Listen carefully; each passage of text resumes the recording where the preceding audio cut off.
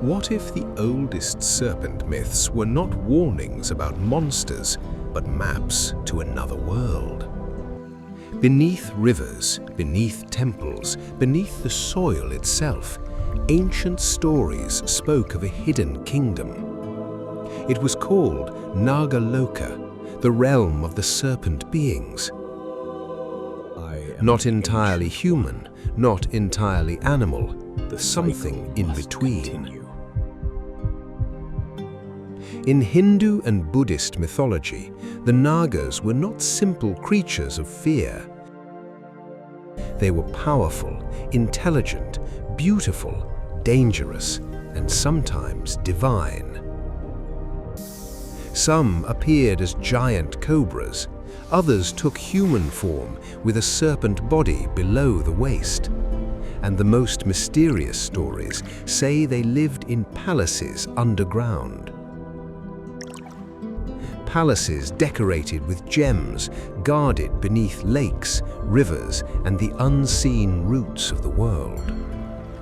To ancient storytellers, water was never just water. A river could feed a village, destroy a city, hide a spirit, or become a doorway.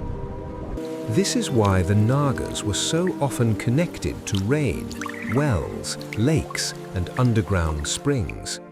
They were guardians of places humans depended on, but could never fully control. And that is where the mystery begins. Why did so many stories imagine wisdom beneath the earth? Why place a shining kingdom below dark water? In many traditions, the surface world belongs to humans. But the deeper world belongs to beings older than us. The Naga was one of those beings.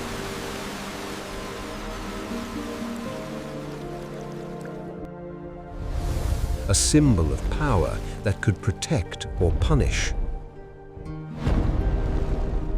A force that could bless the land with rain or withhold it. To farmers waiting for the monsoon, that was not a small thing. Rain meant harvest, drought meant hunger, flood meant death. So the serpent beneath the water became more than a creature. It became a sign that nature had a will of its own. Some Nagas were feared because they carried venom. Others were worshipped because they guarded treasure. But in these stories, treasure does not always mean gold. Sometimes the treasure is water. Sometimes it is fertility. Sometimes it is secret knowledge.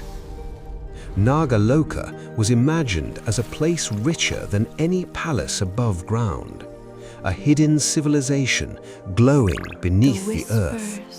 Its halls were not lit by sunlight, but by jewels, lamps, and supernatural radiance. The idea is haunting, a world below ours, invisible but close. A kingdom beneath the feet of people walking through ordinary fields. A palace beneath the fisherman's boat. A serpent king beneath the temple floor. These myths did not separate nature from the sacred. The river was alive. The mountain was alive. The underworld was alive. And every place humans entered had a hidden owner. To disturb water, land, or forest was not only dangerous, it was disrespectful. That may be why the Nagas are not always villains. They are protectors of boundaries. They guard what humans are tempted to take. They appear when greed crosses into sacred territory. One of the most famous Buddhist stories tells of Muchalinda, the Serpent King.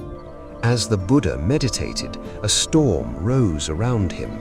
Muchalinda rose from beneath the earth and spread his cobra hood like a shelter. In that story, the serpent is not evil.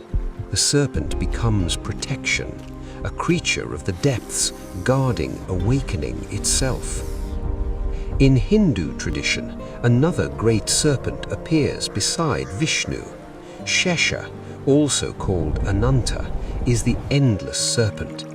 Vishnu rests upon him in the cosmic ocean. The image is not just beautiful, it suggests that even the universe rests upon something hidden, coiled, and ancient. The serpent becomes foundation, not chaos, but support. Not only danger, but balance. Mine. This is what makes the Naga different from many serpent monsters. They are not merely enemies to be destroyed, they are beings to be respected. Sometimes they marry humans. Sometimes royal families claim descent from them. Sometimes they are gods. Sometimes demons. Sometimes something far more complicated.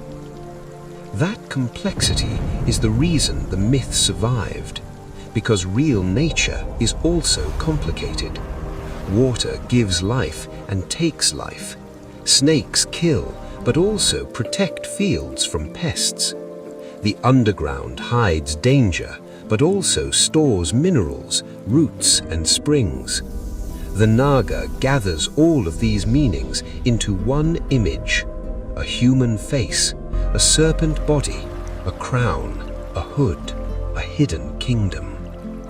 And across centuries, that image kept returning in carvings, temples, stories, rituals, and local legends. Always near water, always near thresholds, always near the unknown.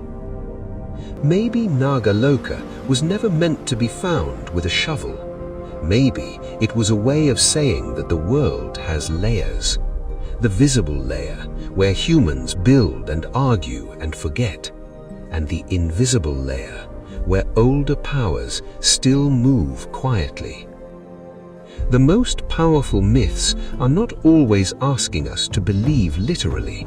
Sometimes they ask us to pay attention, to rivers before they dry, to forests before they vanish, to the ground before it collapses. Maybe Naga-Loka was never a place beneath the earth, but the name they gave to everything hidden, powerful, and alive below the surface.